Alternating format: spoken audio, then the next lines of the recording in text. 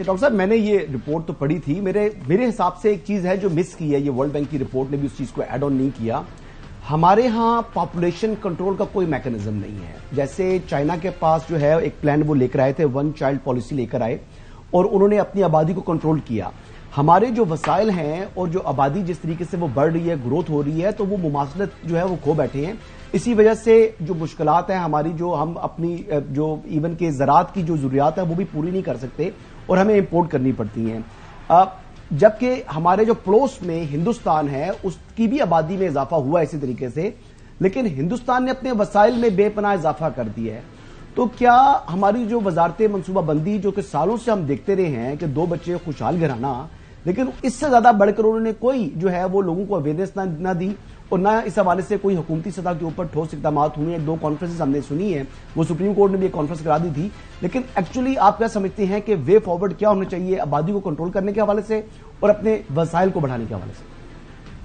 जी, सवाल जबरदस्त है और मैं आपको अपनी जाती ओपिनियन बता सकता हूं कि फैमिली प्लानिंग के ऊपर किसी किस्म की हुकूमती पॉलिसी और उस पर अमल दरामद करना जरूरी है, लेकिन जो चाइना की पॉलिसी थी उसको उसकी नतीजे में आज चाइना को बहुत बड़ा नुकसान पहुंच रहा है। सीरियस मसाइल, बिल्कुल सही। बहुत सी आबादी जो है वो अब एजिंग पॉपुलेशन बन गई है जो जीडीपी में कंट्रीब्यूट नहीं कर पा रही, और क्योंकि उन्होंने इतना एक्सट्रीम मेजर लिया था उसका आज नुकसान उनको उठाना पड़ रहा है। हम बात करते हैं वर्ल्ड बैंक की रिपोर्ट की, बहुत सारी उसमें नेगेटिव चीजें जो हैं वो भी बयान कर दी गई। वर्ल्ड बैंक की एक और रिपोर्ट है, उसका टाइटल है Pakistan at the rate of 100, यानी कि पाकिस्तान 100 साल का होने वाला है अगले 25 सालों में। और उस वर्ल्ड बैंक ने जो निशानदेही की है पाकिस्तान के पोटेंशियल्स की, उसमें वो ये कहते हैं कि पाकिस्तान में जो सोलर एनर्जी का, जो शमसी तवानाई का पोटेंशियल है वो कोई 30 लाख मेगावाट ये पोटेंशियल है, और आज हम कोई जनरेट कर रहे हैं 5 या 600 मेगावाट। आप अंदाजा कीजिए, 500-600 मेगावाट करंट जनरेट कर रहे हैं और पोटेंशियल है 30 लाख का। इसी तरह जो विंड एनर्जी है उसमें हम करंट, ये वर्ल्ड बैंक की फिगर्स बता रहा हूं आपको। तो वर्ल्ड बैंक कहता है कि इस वक्त आप विंड एनर्जी जो है वो कोई 1200 मेगावाट जनरेट करते हैं, और जो पाकिस्तान के अंदर पोटेंशियल है वो 3.5 लाख मेगावाट का है। अभी आपने ज़रई कैपेसिटी का जिक्र किया, दोबारा से वर्ल्ड बैंक ये कहता है अगर आप अभी 27 मिलियन टन गंदम पैदा कर रहे हैं तो जो कैपेसिटी एग्जिस्ट करती है वो 80 मिलियन टन की है, और अगर हम अभी 7 मिलियन, अगर अभी हम 10 मिलियन बेल कपास की बना रहे हैं तो वो कैपेसिटी कहते हैं उससे डबल है। इसी तरह चावल जो है वो अगर 6-7 मिलियन टन अभी हम पैदा कर रहे हैं तो कैपेसिटी कहीं 13-14 मिलियन टन की है। तो कैपेसिटी से हम बहुत नीचे प्रोडक्शन है हमारी, जो पोटेंशियल है वो कहीं ज्यादा है। बिल्कुल ठीक है। चौधरी गुलाम हुसैन साहब भी आप से सवाल करना चाह रहे हैं। आप समझ रहे हैं कि पॉपुलेशन से यानी कंट्रोल जो है वो इतना जरूरी नहीं है, हमें अपनी जो प्रोडक्टिविटी है, रिसोर्सेज है उनको बढ़ाने की जरूरत है, तो वही मेन चीज है। चौधरी गुलाम हुसैन साहब भी सवाल करना चाहिए। जी चौधरी साहब। फरक सलीम साहब, अभी आज ही आया कि जी पाकिस्तान बड़ा चीप का मुल्क है, मुझे तो बड़ा हैरानी हुई है। यहाँ तो लोग बिल बुला रहे हैं, महंगाई के हाथों तबाह हो गया पूरे का पूरा माशरा और स्ट्रक्चर। तो ये कौन सा कंपैरिजन है कि Pakistan cheapest in relation to other countries in the world? बिल्कुल वैलिड सवाल है और वाकई हैरानकुन सरप्राइज बहुत सारे लोग हुए होंगे। मैं आपको अपने सामने रख देता हूं कि ये इस नतीजे पे कैसे पहुंचे हैं।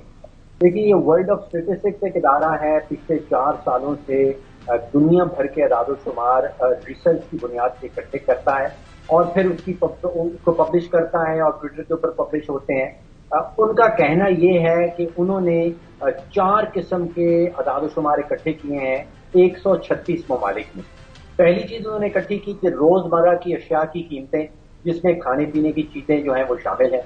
दूसरी चीज उन्होंने इकट्ठी की कि हाउसिंग का खर्चा क्या है, अगर आप एक बेडरूम अपार्टमेंट कहीं रेंट पे करते हैं दुनिया भर में तो उसका कितना खर्चा आएगा। तीसरी चीज उन्होंने की ट्रांसपोर्टेशन, अगर आप एक जगह से दूसरी जगह जाते हैं तो ट्रांसपोर्टेशन का खर्चा क्या होगा। और चौथी चीज उन्होंने कहा कि आपके जो डॉक्टर्स का खर्चा है, अगर आप किसी डॉक्टर के पास जाते हैं तो आपकी फीस क्या लगेगी। इन चारों चीजों को जब उन्होंने इकट्ठा किया है اور 136 ممالک سے موازنہ کیا، کمپیئر کیا، تو Pakistan came out as a cheapest country. اور اس کی ایک دو وجوہات اگر آپ کے سامنے رکھ دوں کہ خوراک کی قیمتوں میں جب انہوں نے کمپیئر کیا ہے تو جو خوراک آپ کو ساؤتھ کوریا میں 203 روپے کی ملتی ہے وہ ٹرکی میں 96 روپیز کی ہے، تھائی لینڈ میں 80 روپے کی ہے، اور پاکستان میں 70 روپے کی. تو موازنہ ہے کمپیریزن کا.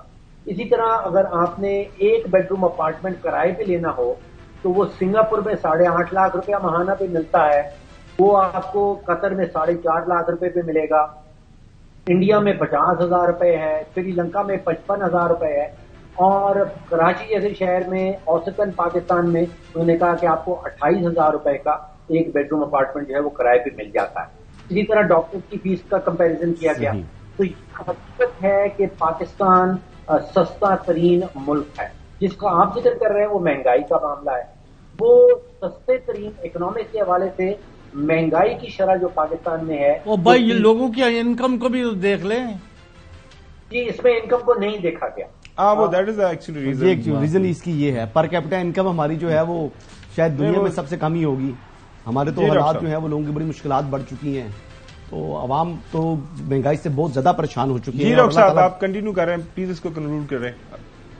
جی دیکھیے تھوڑی سی تفریق کر لیں. مہنگائی کی شرح اور ملک کا سستا ترین ہونا دو الگ الگ چیزیں کی بات کر رہے ہیں.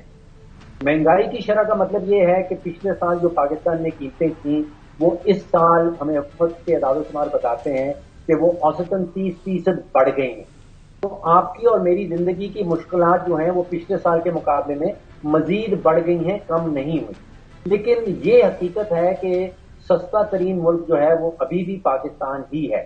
اور میں نے آپ کو بتا دیا کہ جو 4 بڑے اشاریے جن کے اوپر ورلڈ آف اسٹیٹسٹکس نے یہ رپورٹ پیش کی ہے اس میں پاکستان جو ہے وہ کم ترین آتا ہے، اس کی قیمتیں کم ترین ہیں.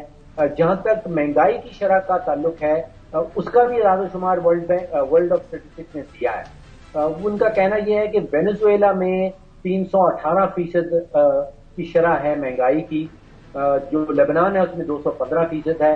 پاکستان 9 نمبر پہ آتا ہے، 9ویں نمبر پہ، اور ہمارے ہاں قیمتیں جو بڑی ہیں وہ 30% بڑی ہیں. بہت شکریہ ڈاکٹر صاحب.